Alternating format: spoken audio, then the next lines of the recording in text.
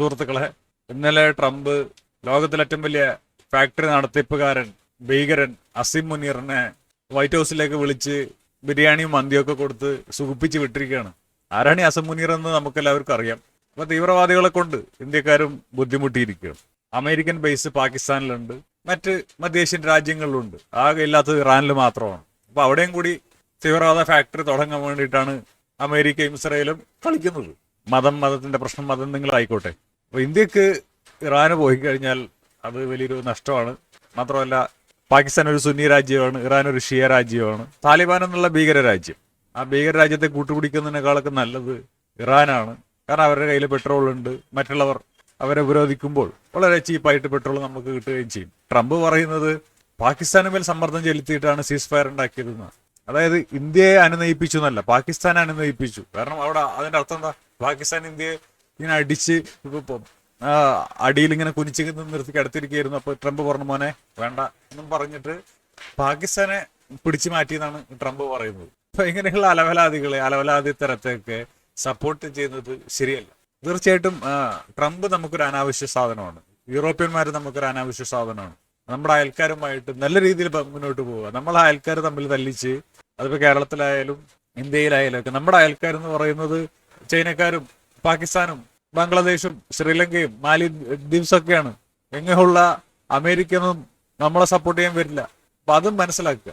ഓരോരുത്തർ എന്തിനാണ് നമ്മളെടുത്ത് വരുന്നത്, ഇവര് ബാക്കിയുള്ളവരോട് എന്താണ് ചെയ്തിട്ടുള്ളത് എന്നൊക്കെ മനസ്സിലാക്കിയിട്ട് വേണം കാര്യങ്ങൾ മുന്നോട്ട് പോകാൻ. ഇതിലേറ്റവും പ്രധാനപ്പെട്ട കാര്യം എന്താണെന്ന് വെച്ച് കഴിഞ്ഞാൽ നമുക്കെന്ത് കിട്ടും? ഇപ്പൊ അമേരിക്കക്കാർ നമ്മളെ നന്നാക്കാൻ വരികയാണ്. ഇപ്പൊ നെതന്യാഹു പറയുന്നത് ഇറാൻ ആക്രമിക്കുന്നത് ലോകത്തിന് വേണ്ടിയിട്ട് സമാധാനത്തിന് വേണ്ടിയിട്ടാണെന്നൊക്കെയാണ്. അപ്പൊ നെതന്യാഹു ഇത്രയും ലോകസ്നേഹിയാണെന്ന് നമുക്കിപ്പോഴാണ് അറിയുന്നത്.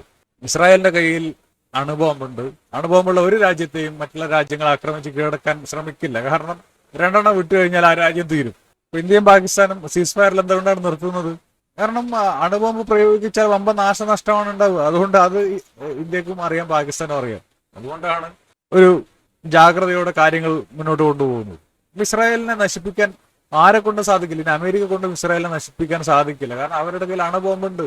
ഇസ്രായേലിന് മറ്റുള്ള രാജ്യങ്ങളെ ആക്രമിച്ച് കീഴടക്കേണ്ട ഒരു കാര്യമില്ല. പലസ്തീൻ എന്നുള്ള രാജ്യം മുസ്ലിങ്ങൾ പറയുന്നത് പോലെ ശരിയാണ്. നെതന്യാഹുവും അവിടെയുള്ള ഭരണവർഗവും യൂറോപ്പിൽ നിന്ന് വന്നവരാണ്. അവർക്ക് അതിൻ്റെതായ യൂറോപ്പിൽ നിന്ന് വന്നതുകൊണ്ട് തന്നെ യുദ്ധം ചെയ്തിട്ടും വിദ്യാഭ്യാസപരമായിട്ടുമൊക്കെ ഉള്ള ഒരു മേൽക്കോയ്മ അവിടെ ഉണ്ട്. ജൂതനായതുകൊണ്ടൊന്നുമല്ല. മിഡിൽ ഈസ്റ്റിൽ നിന്നും നോർത്ത് ആഫ്രിക്കയിൽ നിന്നും പോയ ജൂതന്മാർ ഇസ്രായേലിൽ രണ്ടാം തരം പൗരന്മാരാണ്. കാരണം അവർക്ക് വിദ്യാഭ്യാസമില്ല, അവരിത് പഠിച്ചു വരുന്നുള്ളൂ. ഏറ്റവും കൂടുതൽ നൊബേൽ കിട്ടിയിട്ടുള്ളത് യൂറോപ്യന്മാർക്കും അമേരിക്കക്കാർക്കൊക്കെയാണ്. അപ്പോൾ ജൂതന്മാർ അവിടെ വന്നു. അവരുടെ മുൻതലമുറ ചിലപ്പോൾ തെറ്റ് ചെയ്തിട്ടുണ്ടാകും. ഇപ്പോഴുള്ള തലമുറ അവിടെ വന്നു, അവിടെ ജീവിക്കുന്നു. പിന്നെ അവരെ പുറത്താക്കാന്ന് പറയുന്നത് നടപ്പുള്ള കാര്യമല്ല. അപ്പൊ അവരുമായിട്ട് കോഎക്സിസ്റ്റ് ചെയ്യുക. ഒന്നുകിൽ ജൂതനും മുസ്ലിമും ക്രിസ്ത്യാനിയും എല്ലാവരും ഒന്നിച്ചുള്ള തുല്യരായ ഒരു രാജ്യം പണിയുക, അല്ലെങ്കിൽ പാലസ്തീൻ, അത് അറബികൾ, അതായത് ക്രിസ്ത്യാനികളും മുസ്ലിങ്ങളും വേറെ നിൽക്കട്ടെ, ജൂതന്മാർ ഇസ്രായേൽ എന്ന് പറഞ്ഞിട്ട് വേറെ നിൽക്കട്ടെ. എല്ലാവർക്കും പരമാധികാരം. ആരും ആരുടെ കാര്യത്തിൽ ഇടപെടേണ്ട. പ്രശ്നം തീർന്നില്ലേ? പിന്നെ ടെമ്പിൾ മൗണ്ടാണ് പ്രശ്നമെങ്കിൽ, മസ്ജിദ് അക്സയാണ് പ്രശ്നമെങ്കിൽ അത് 3, 4, 5, 6 അങ്ങനെ ഒരു 10-20 ഫ്ലോർ ഉണ്ടാക്കട്ടെ. ഇന്ന ഫ്ലോറിൽ ജൂതന്മാർ, ഇന്ന ഫ്ലോറിൽ മുസ്ലിങ്ങൾ. അത് തന്നെ നടക്കുകയുള്ളൂ. ഇത് നമ്മളല്ല ചിന്തിക്കേണ്ടത്, അത് അവിടത്തെക്കാരാണ് ചിന്തിക്കേണ്ടത്. അവർക്ക് സമാധാനമായിട്ട് ജീവിക്കണമെങ്കിൽ അവരങ്ങനെ ചിന്തിക്കുക. നമുക്കതിലൊന്നും ചെയ്യാനില്ല. നമ്മൾ നമ്മുടെ നാട്ടുകാരെ വെറുപ്പിക്കാതെ സന്തോഷത്തോടുകൂടി പരസ്പരം സഹകരിച്ച് കഴിയുക. അധ്വാനിക്കുന്നവനെയും വിവരമുള്ളവനെയും നമ്മൾ ബഹുമാനിക്കുക. അവന് കൂടുതൽ സൗകര്യങ്ങൾ ചെയ്തു കൊടുക്കുക. നമ്മൾ അധ്വാനിച്ച് നമ്മൾ കൂടുതൽ വിജ്ഞാനം ഉണ്ടാക്കി കൂടുതൽ പരീക്ഷണങ്ങൾ നടത്തി നമ്മളും അങ്ങനെ സാമൂഹിക സൗകര്യങ്ങൾ ഉപയോഗിക്കാൻ പ്രാപ്തനാകുക. അതായത് മറ്റുള്ളവരെ നശിപ്പിക്കുക എന്നുള്ളൊരു ചിന്ത വെച്ച് മുന്നോട്ട് പോയാൽ എല്ലാവരും നശിക്കുകയുള്ളൂ. എല്ലാവരെയും നന്നാക്കണം. നമ്മൾ മാത്രം നന്നായാൽ മതി എന്നുള്ളൊരു പ്രശ്നം കൂടിയുണ്ട്. നമ്മൾ മാത്രം നന്നായി, നമ്മൾ മാത്രം വലിയ വീടുണ്ടാക്കി അപ്പുറത്തുള്ളവൻ ചെറ്റക്കൂടില്ല, അപ്പൊ അവന് നഷ്ടപ്പെടാനൊന്നുമില്ല. അതും ഒരു പ്രശ്നമാണ്. എല്ലാവർക്കും നഷ്ടപ്പെടാൻ ഉണ്ടാക്കി കൊടുക്കുക എന്നുള്ളതും നമ്മുടെ സേഫ്റ്റിയുടെ, സുരക്ഷയുടെ ഒരു ഭാഗമാണ് എന്ന് പറഞ്ഞുകൊണ്ട് നിർത്തണം. അപ്പൊ ശരി.